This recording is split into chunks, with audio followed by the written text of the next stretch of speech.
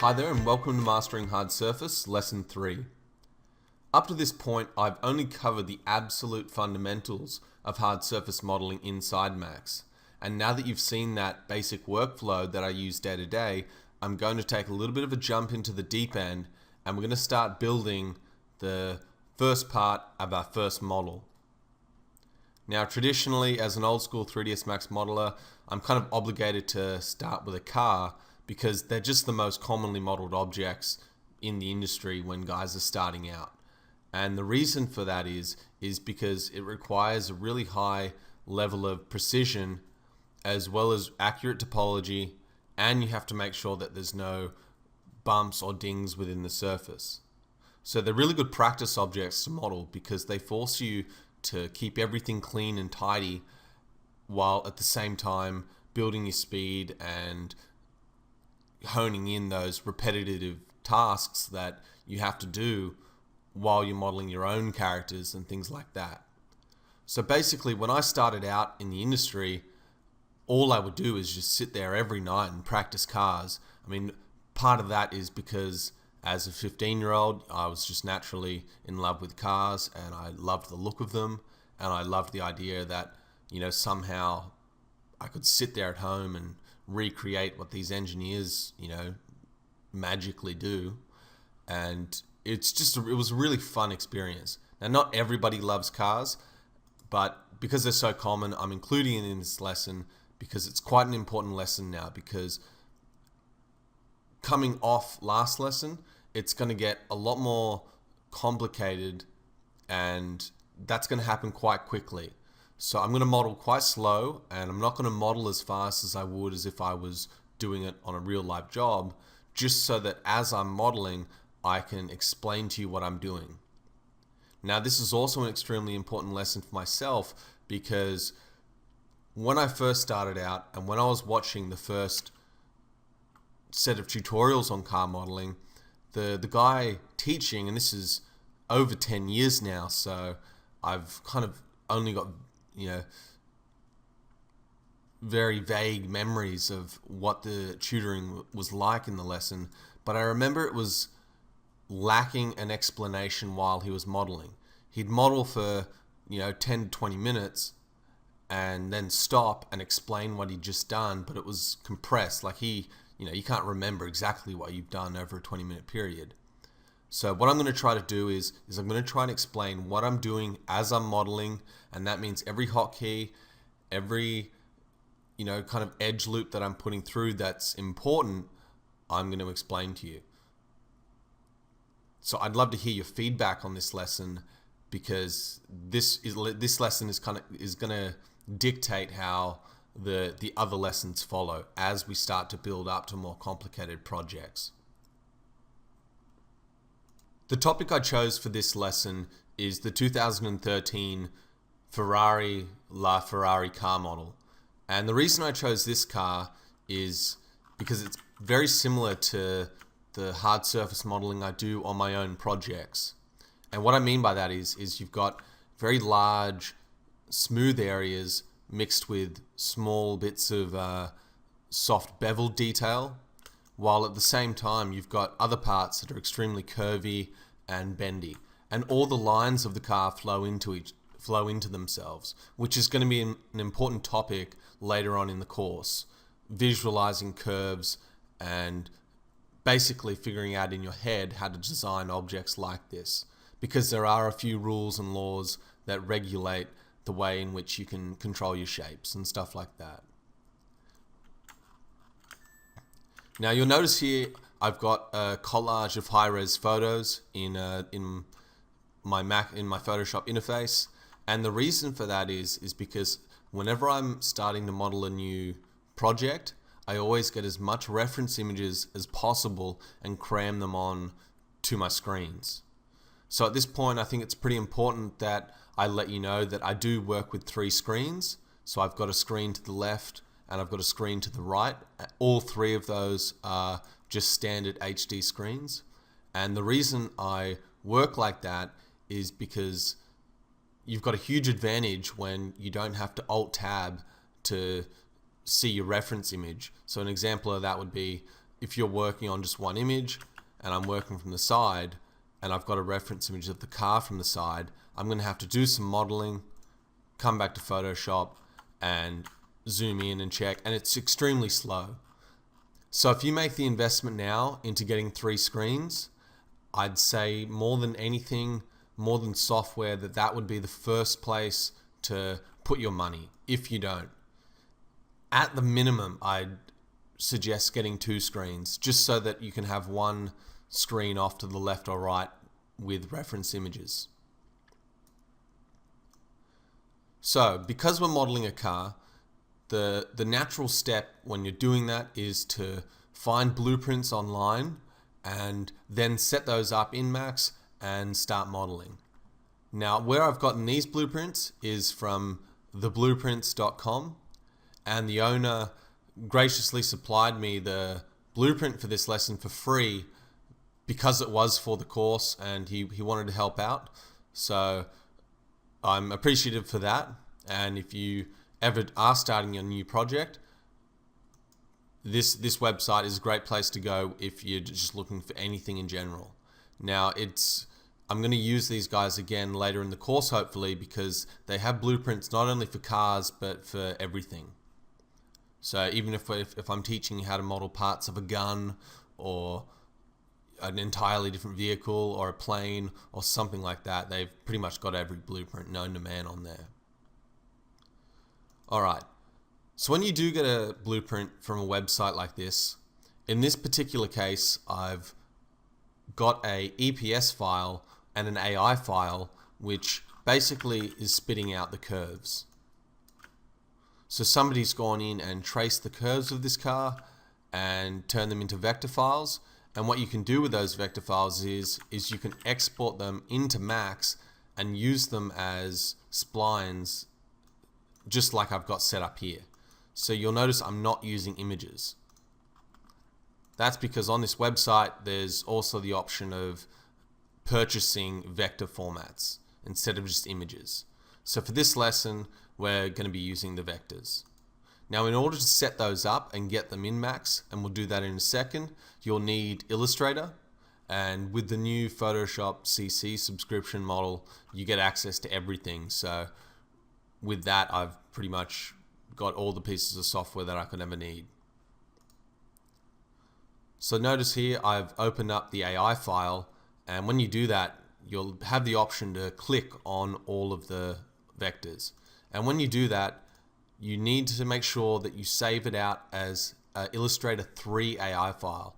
And that's just because of the way that Max reads those binary files, that it's a little bit outdated now, and the way Max handles it. And I can't believe they haven't updated this in 6 years. It's pretty disgraceful, but enough about Max. Basically, you just need to save it out as an older version, and then you can bring it into Max cleanly. If you do save it out as an Illustrator 7 file or higher, when you do bring it into Max, it's just going to spit out an error saying there's more than 255 lines in the character or something like that.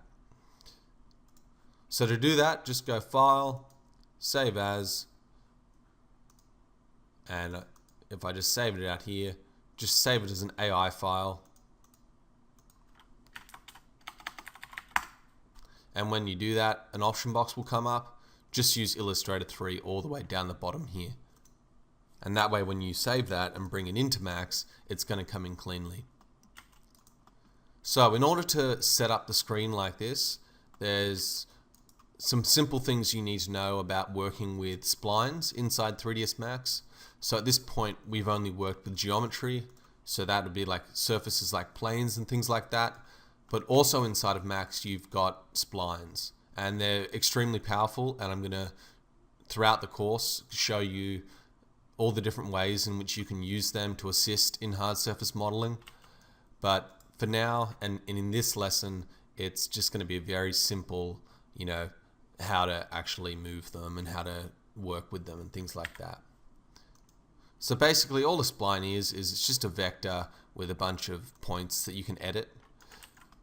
And even though we won't be editing them in this lesson, what we do need to do is we need to split them out. So what I'm going to do is I'm going to delete these and re-import, and I'm just going to show you that process of getting your blueprint set up like this. Sometimes just before I do that, people will have blueprints set up in kind of traditional ways where all the blueprints are lined up like much closer and they end up looking like this, and that's perfectly fine, but this is just the way I do it, and I'll show you the reasons for that when we get started.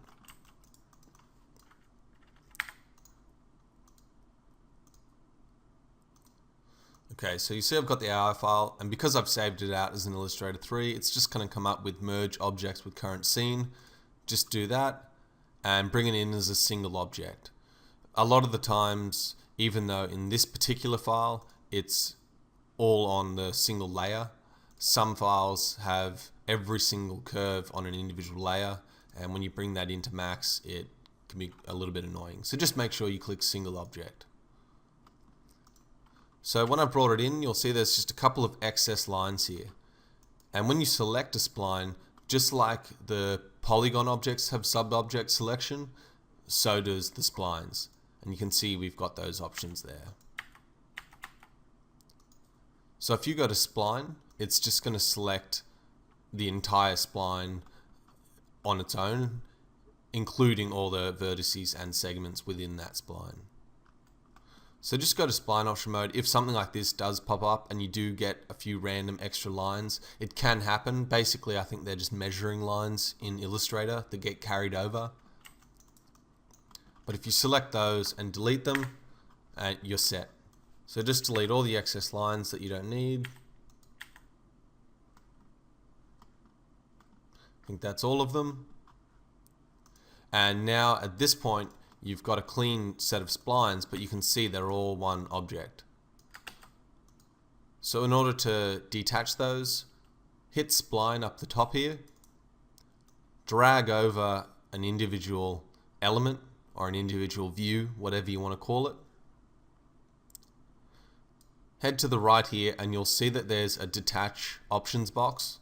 If you tick that, just hit OK, and it's going to separate that into a new spline, which we can move around later to align. So just do that for the rest of them.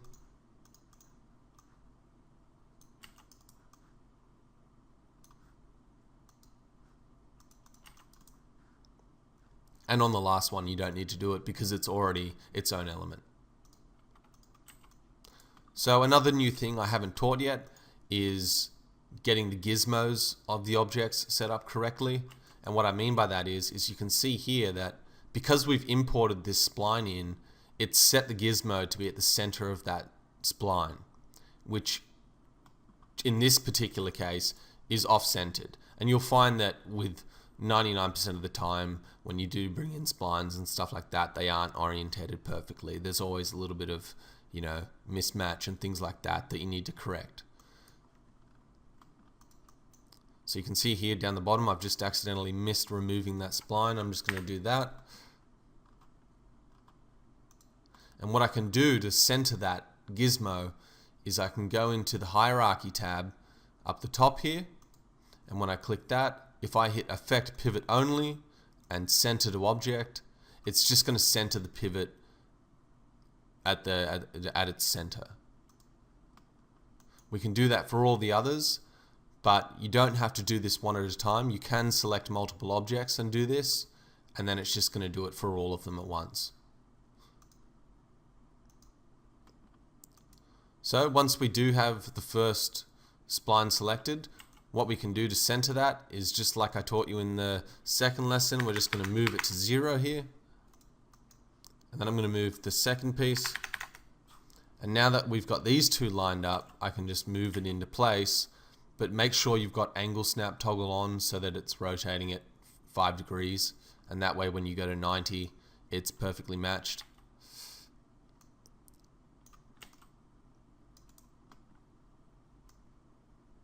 So when you're setting the blueprint up, I'm just going to overlay it on 0 here for a second and go to the top view, because of what I want to do is I want to make sure that the spline is centered along the horizontal axis of the car correctly. just zooming in here, what you can do is on these X, Y, and Z tabs down the bottom, when you're moving the object, if you hold Alt and move it, it's going to go a lot slower, and I think it uses a decimal point lower than if you don't have it. So you can see here it's going up points. If I use Alt, it just goes up a little bit slower. So get that into place. And when you've got it in place, you can just move it off to the left. It doesn't matter where. Because all we're focused on when we're working with this blueprint is from this front orthographic view. And there's no depth on an orthographic view, so it doesn't matter how far back you've got that placed. However, later on, when we've got a model coming together here, we don't want to have to rotate around to view the model from different angles and have this blueprint kind of covering up the model we're trying to create, and it just gets a bit distracting. So that's why we're going to move these objects out, and I'll just explain that again when we start modeling, but basically that's the reason why you can move it however far back as you want. So for these other two pieces, once again, you can just center it to 0 and just rotate it.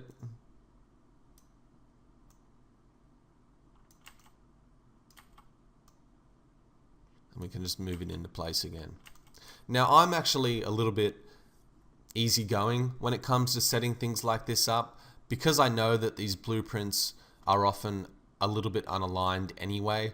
I tend to just take it with a grain of salt how I'm positioning them. Some people like to sit there and meticulously get it exact. I'm a little bit more easygoing and just kind of, if I have to nudge the blueprint into place a little bit later on, I will. So when you're setting up the back piece, it's important to note that the back piece goes at the front of the car. And the reason for that is because when you're viewing the back view, you're seeing it from behind the car. So if I just create a random targeted camera here, the back view is actually viewed from this side, so you're seeing it from here. So that's why we set the back of the car up at the front. I remember, it's funny that after so many years now, I remember watching that first tutorial and thinking like, why is it set up this way? And there was never an explanation. And shortly after that, I just stopped watching tutorials completely because I never got the information I needed, and there was never enough detail in the tutorial to really follow what was going along. So you can see here I've just accidentally rotated the object incorrectly.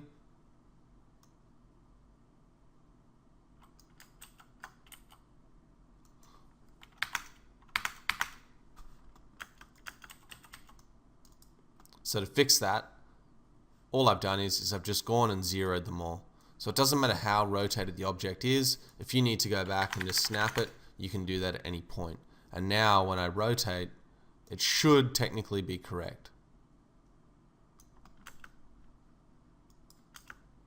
Yep. So what had happened is I rotated it without having the angle snap toggle on, and then it's just gone a bit out of alignment.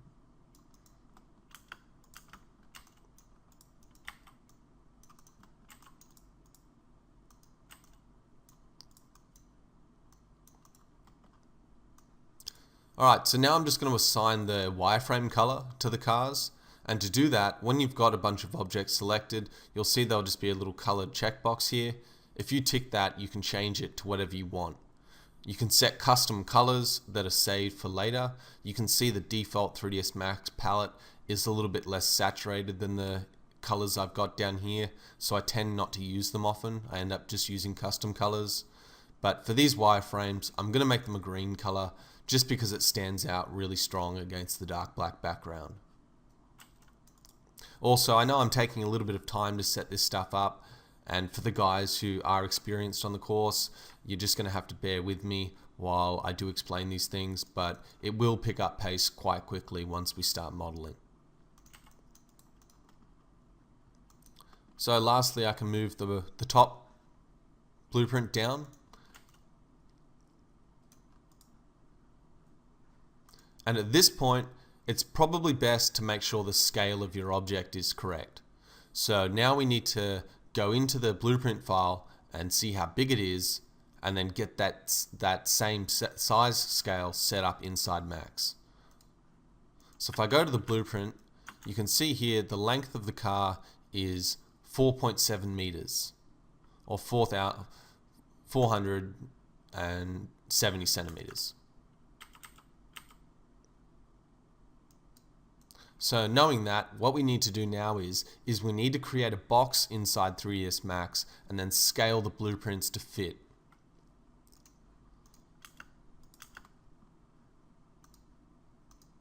So I'm just going to go to the Geometry tab, create a box, and from the perspective view, I'm just going to drag that in.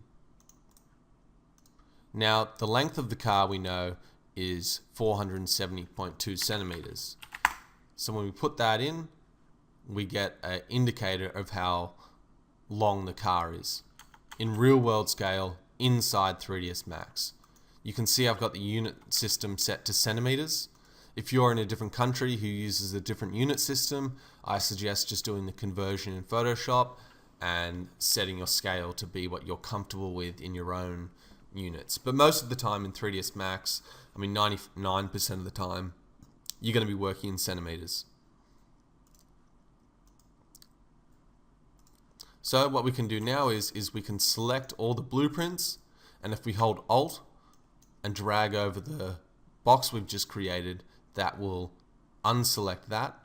And now we're going to create a group out of these blueprints so that when we scale them, they all scale at the same time. So up the top, you've got a group menu here. Just hit group, and I never name these, but feel free if you want to, just call it blueprints. And now from the front view, what we can do is we can scale them. But before I do that, what I want to make sure I've done is I've centered the gizmo of this group to 0 again. So we're not putting everything out of alignment.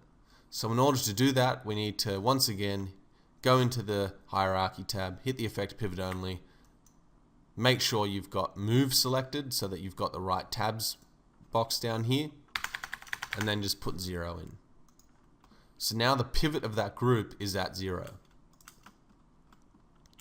If I zoom out now, when I scale that, I've got the correct settings.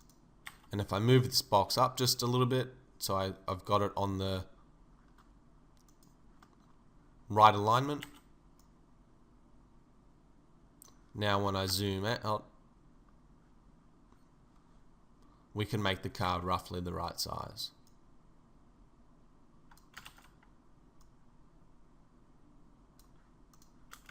So yes, it might be, half a centimeter out, but throughout my whole career and every single professional job I've ever worked on, I always worked in that same kind of lazy style where I just didn't care about that last 1%. I much preferred modeling quickly at 99% than kind of very slow at 110%. So right before we get in and start modeling back inside Max, I'm going to teach you how to deconstruct how a surface is built and visualize it in its simplest form. In order to do that, I'm going to zoom in on this first image we've got here, which shows the bonnet at a 3/4 angle and makes it very easy to see all the different shapes making up this part of the car. Now when you look at a surface like this and you're noticing all the detail, like the grille and the headlights and the rear view mirrors, the brain tends to become a little bit overloaded and it doesn't know where to start. So when I first started out, I had a very hard time trying not to pick apart all these little small details. And the end result of constantly thinking about all those small details is a lot of the time I spent modeling the car was zoomed in on really small areas trying to fix up pinching. And when I'd fix up the pinching in those small areas, without realizing it, the topology of the car was completely off. So in order to stop doing that, what I started trying to do was simplifying how I saw the car. And in my mind, I was trying to remove parts of the car that didn't need to be there.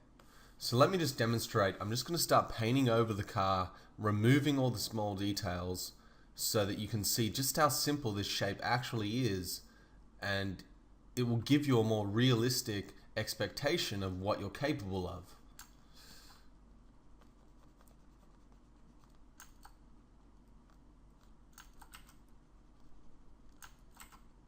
Now I'm just doing this really rough. It doesn't have to be detailed. And it's not really about learning how I'm painting this, but if you are interested and you want to do the same thing, just hold Alt and click, and that will sample the color, and then you can just quickly paint where you want things to go. So the aim here is I'm trying to paint over all the small details.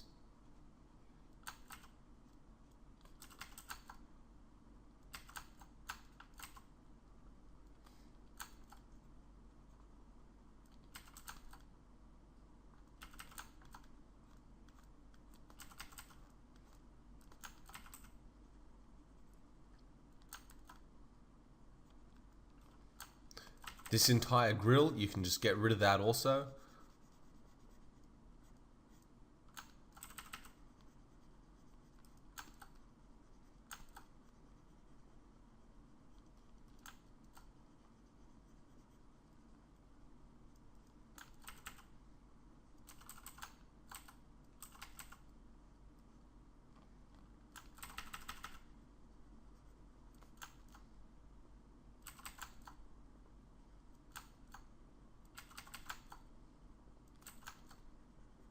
And you can see kind of right before your eyes how much simpler the object actually is.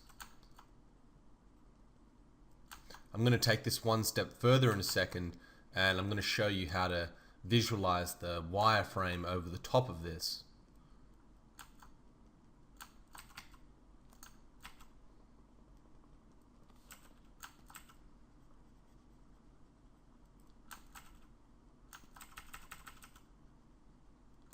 Now it's just behaving a little bit buggy because I'm recording. Usually it'd be painting a lot more softer and it'd be a bit easier to record. Okay, so now I've removed all the main details of the car.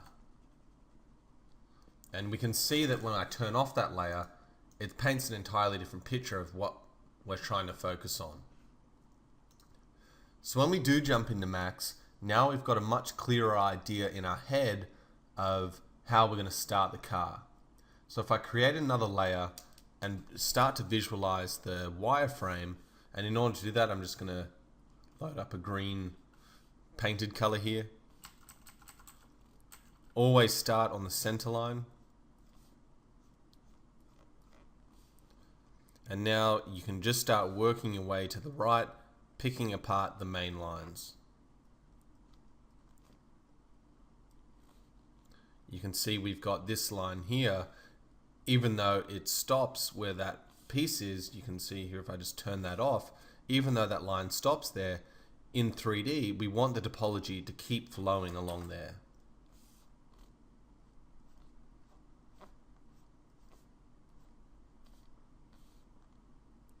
Paint this line.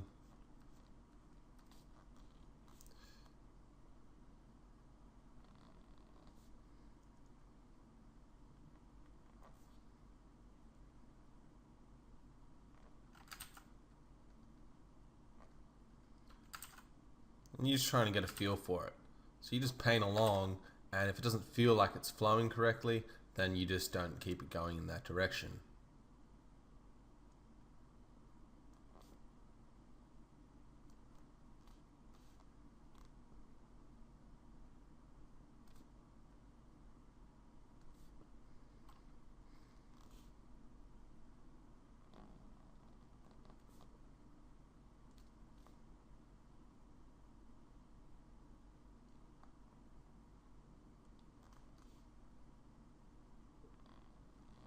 And you can see when I paint through here, I don't have to jut it between each point. I can kind of just flow and feel how that is going to run along the surface. But then there is times where you do kind of need to include a little bit of that curvature because your brain's going to think the surface is flat.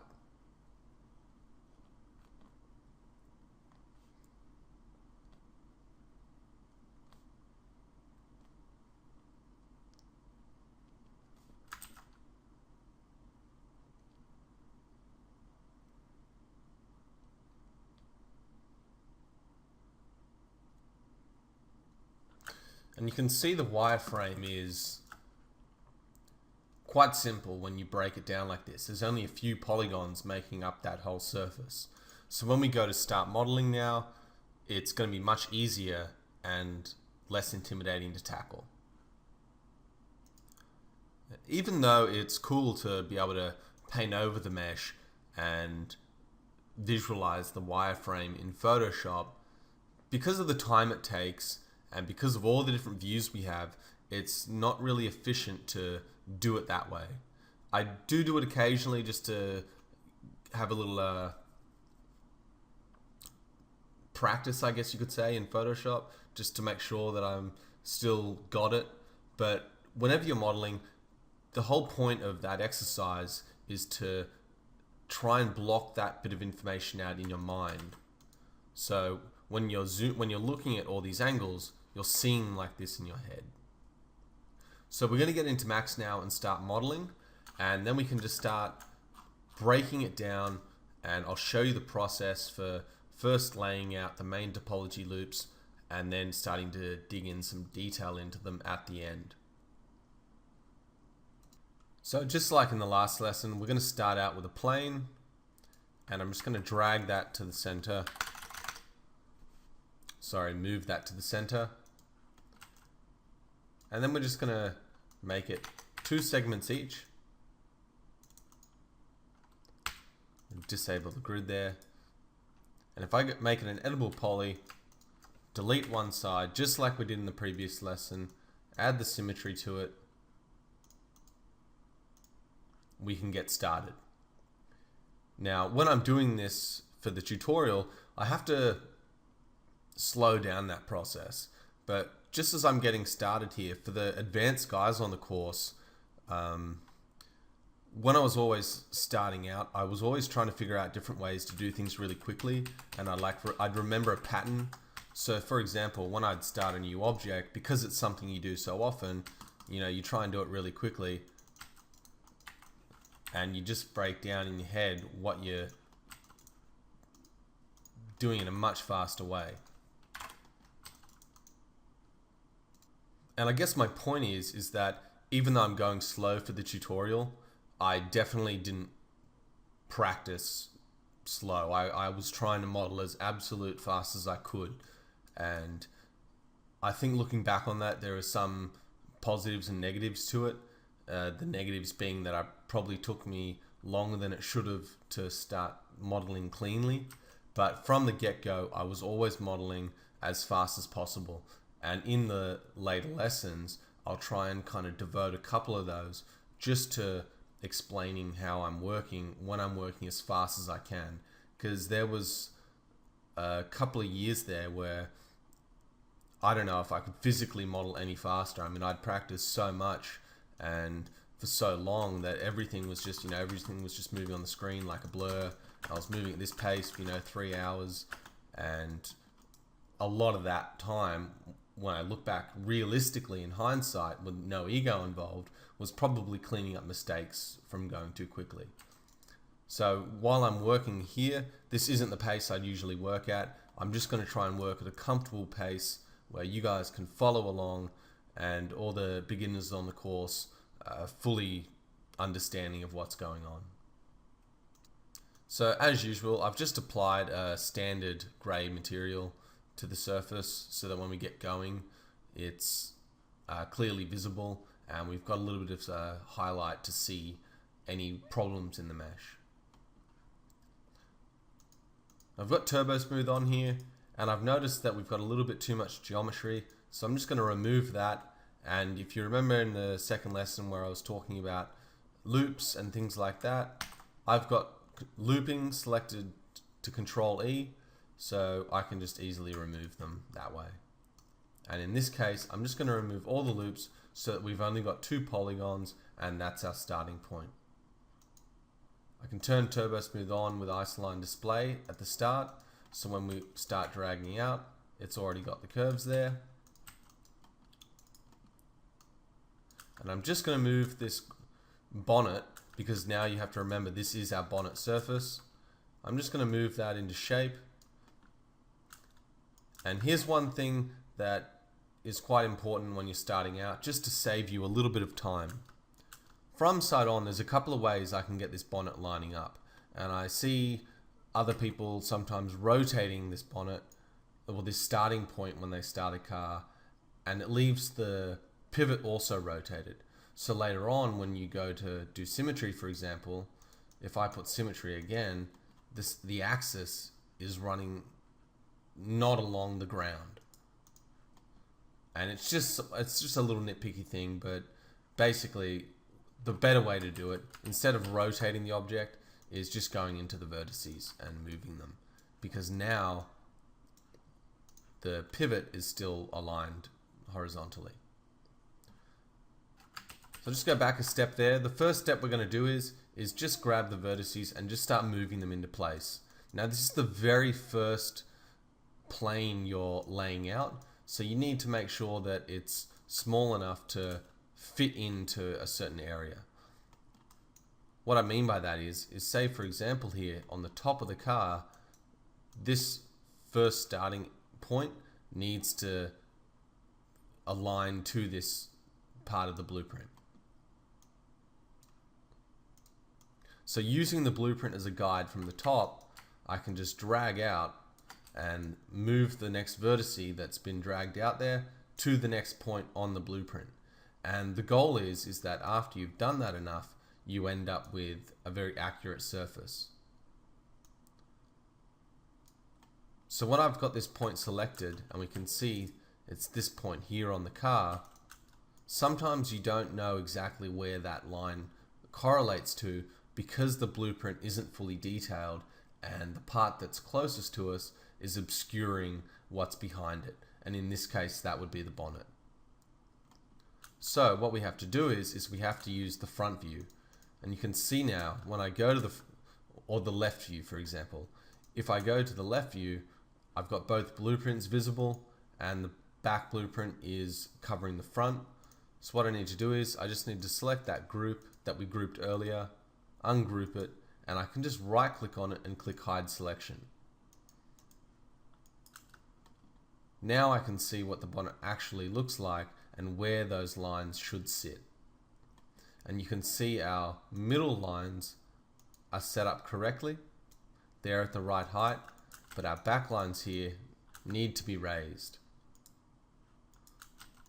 So because they're flat and we can't see them from the side, when I drag them up here, I need to make sure that I've got the exact point correlating to this point here. So when we zoom in, these blueprints aren't perfect and they're a little bit low res, but realistically this is kind of as good as it gets for non-commercial projects where you're just modeling from home. And you can see here's a very important piece of information, and I'll keep repeating this throughout the lesson. When I am moving that vertice up, you'll notice it's resting exactly on that point vertically. So vertically it's aligned to this area here. So now when I know that that point is aligned to here, from this top view, what I shouldn't do is start moving it left and right. Because it's lined up vertically, all I need to do from this angle is just move it along the x-axis until it hits that point there.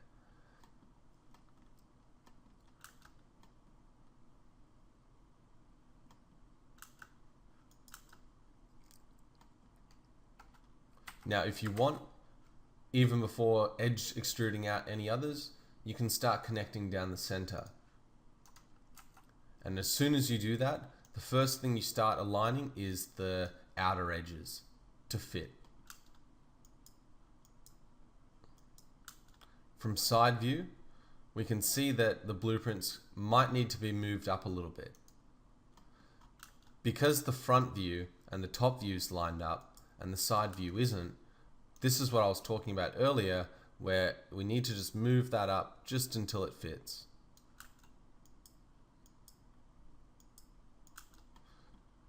And now that that is aligned, I'm just going to unhide all the other blueprints, and we can move those up as a whole so that everything is sitting on the ground plane. Now the base of the blueprint, which is the wheels, is on 0, and everything else will be aligned, and we're real world scale.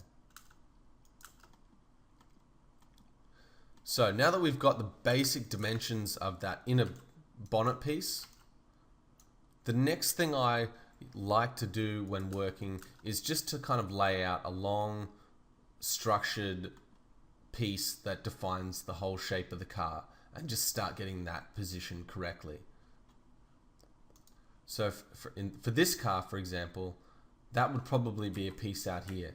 So what I'm going to do is I'm just going to drag out to the bonnet area, and if I go back into Photoshop, and this is why the importance of having two screens is so relevant, because now I want to look at the reference of how that bonnet looks. I've got to go back into Photoshop, zoom in, store all that information in my head, and then go back into Max and start working with it. Whereas realistically, how I'm working now is to the left of me, I'd usually have this Photoshop file sitting on the left, and on the right I might have the raw blueprints, just so that I can see them in full screen detail. But ultimately, I've always got references up while modeling.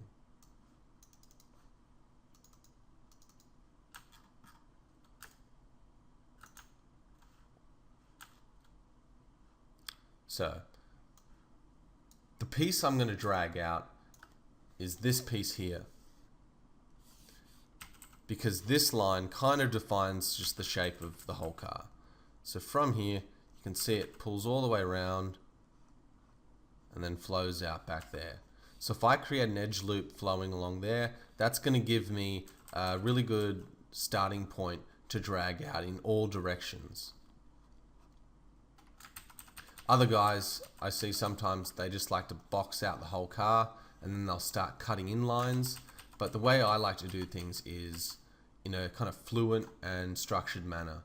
So then the next logical step from drawing out this line, I can see, would be to draw out this line here, and then we can think about potentially pulling in this main line here, and then the side of the car. And even though in this lesson, it's like I was saying, it's not about modeling a car, for example, it's about modeling blueprints, and we won't be modeling all this detail, I still need to explain to you the importance of kind of blocking out the most important parts of the car first.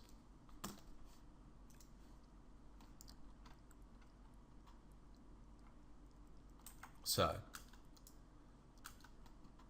another important thing to consider is while we're modeling here on the bonnet of the car, you can see that just because this topology flows up like this doesn't mean that this point on the black part also needs to flow up like that.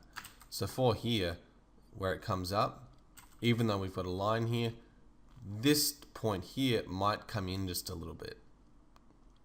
And then that point might span out a little bit. So it's kind of doing that, as opposed to everything going horizontal. So if I pull that in, now I can start dragging out that main line of the car. And at this point, I want to turn on Turbo Smooth and do this because I'm trying to make as little edge loops as possible. So when we get to this point of the car where it gets a little bit harder, I can just start moving those vertices in and just very roughly shaping it. I'm not trying to match to anything perfectly. All I'm trying to do is get the bare minimum points out so that I can start controlling this surface. It's a good idea to keep in mind that whenever a surface starts bending at a harsher angle than any other point, that's when you can add another loop. So for example here, if I go back a step, when I drag out here, I'm dragging out until this point is starting to get a little bit off center. You can see there it's holding. Now I can drag out again and it's kind of starting to do it. If I drag out one more time,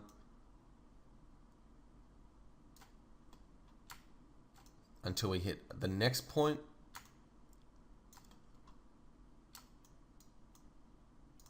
and then this line can go all the way back, and you can still see it's all rough. I'm bending it in here just to keep those edge loops flowing. I'll just make it a little bit easier by showing you the flat surface. So all the simple tools.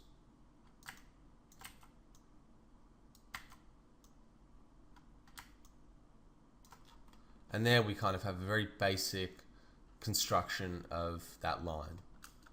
Now the next logical step is to kind of go one by one and set that up. But once again, I like to kind of break it down a little bit further than that, and I'll pick the points that need to be at their most extreme. So like say the top. So I'd move this point up.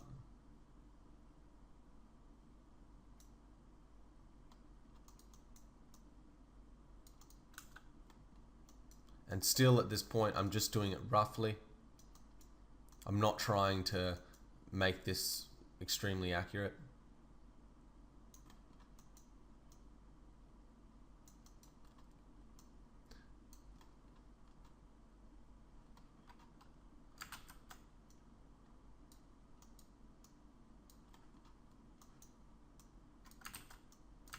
And sometimes this is a situation where I don't know after this point what vertices they are. And this is something that actually took quite a few years to get used to. And that was knowing what vertices looked like from one angle and doing that, understanding that without having to look over here.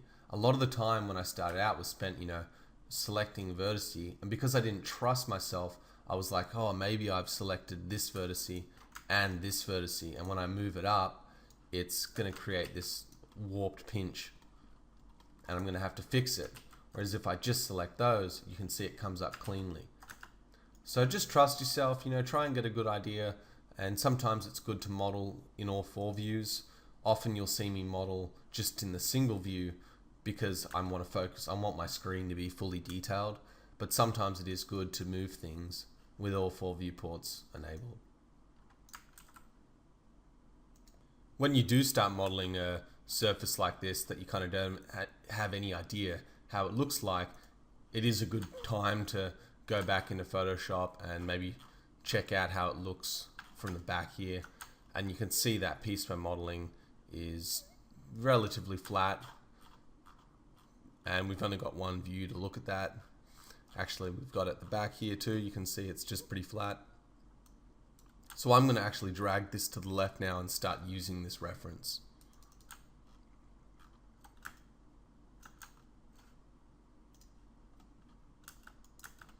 As soon as you start creating a shape, just remember that until you do align that geometry correctly from the side, you're going to struggle to visualize how it looks from any angle.